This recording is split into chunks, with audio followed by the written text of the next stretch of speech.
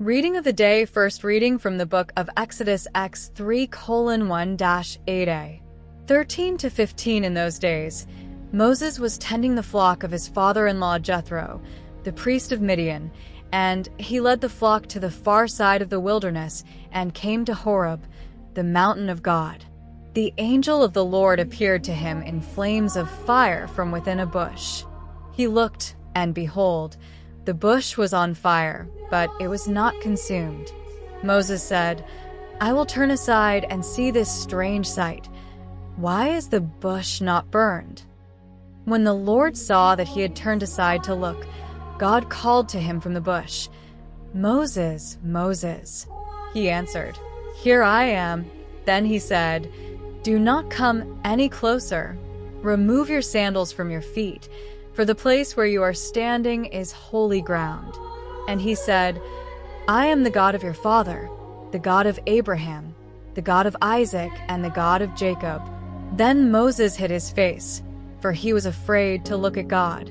And the Lord said, "I have surely seen the misery of my people who are in Egypt, and have heard their cry because of their taskmasters, and I know how they suffer. Now I have come down to deliver them from the hand of the Egyptians, and to bring them up out of that land to a good and spacious land, a land flowing with milk and honey." Moses said to God, "Behold, I am going to the people of Israel, and will say to them, 'The God of your fathers has sent me to you.' They will ask me, 'What is his name?' What shall I say to them?" God said to Moses, "I am who I am." And he said, "This is what you shall say to the people of Israel. I has sent me to you." God also said to Moses, "Thus you shall say to the house of Israel, 'The Lord, the God of your fathers, the God of Abraham, the God of Isaac, and the God of Jacob, has sent me to you.' This is my name forever. This is the name by which I will be remembered throughout all generations."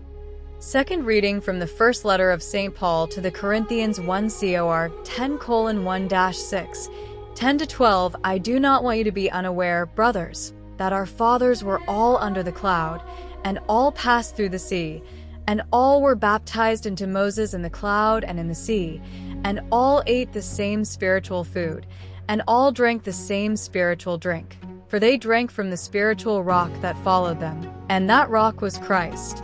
But most of them did not please God, so they were destroyed in the wilderness. This served as an example to us, so that we should not desire evil things as they did. Do not grumble, as some of them did, and fell to the destroyer. Now all these things happened to them as an example, and they were written for our admonition, upon whom the ends of the ages have come. So let anyone who thinks he stands take heed lest he fall." Gospel of the day from the Gospel according to Luke. Luke 13 verses 1-9. Some people showed themselves to Jesus and told him about the Galileans whose blood Pilate had mingled with their sacrifices. Then Jesus said to them, "Do you think that these Galileans were worse sinners than all the other Galileans because they suffered in this way? I tell you no. But unless you repent, you will all likewise perish. Or those 18 on whom the tower in Siloam fell, killing them, do you think that they were worse offenders than all the others living in Jerusalem? I tell you no. But unless you repent, you will all likewise perish." He also told this parable. A man had a fig tree planted in his vineyard, and he came looking for fruit on it and found none.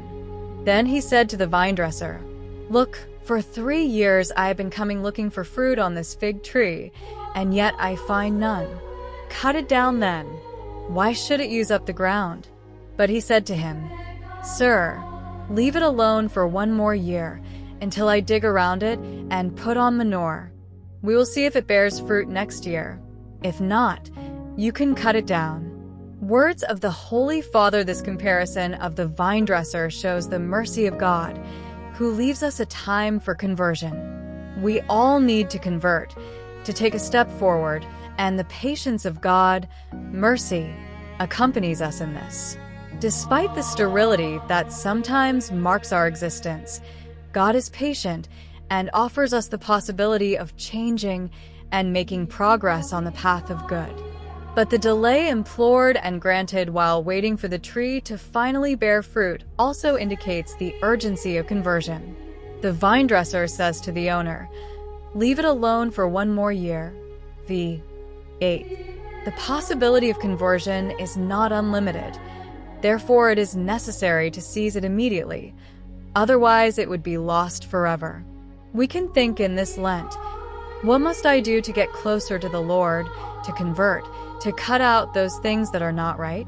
Today, Saint Turribius of Mogrovejo is celebrated, a bishop and tireless missionary in the American lands. Born in Spain in 1538, he distinguished himself for his deep knowledge of law and his virtuous life. Despite being a layman, he was chosen to become Archbishop of Lima, Peru, due to his great integrity and leadership abilities. Upon arriving in the New World, he devoted himself zealously to evangelizing the indigenous populations, learning their languages to preach the gospel more effectively.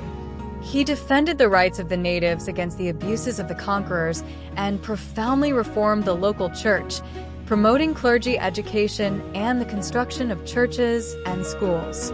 After years of sacrifices and arduous journeys to bring the Christian message to the most remote regions, he passed away in 1606, leaving a legacy of faith and justice. His example continues to inspire those dedicated to evangelization and the defense of the weak.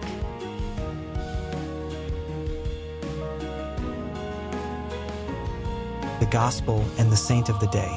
If you wish to continue exploring spirituality and Christian history, don't forget to subscribe to the channel and turn on notifications so you don't miss the upcoming videos.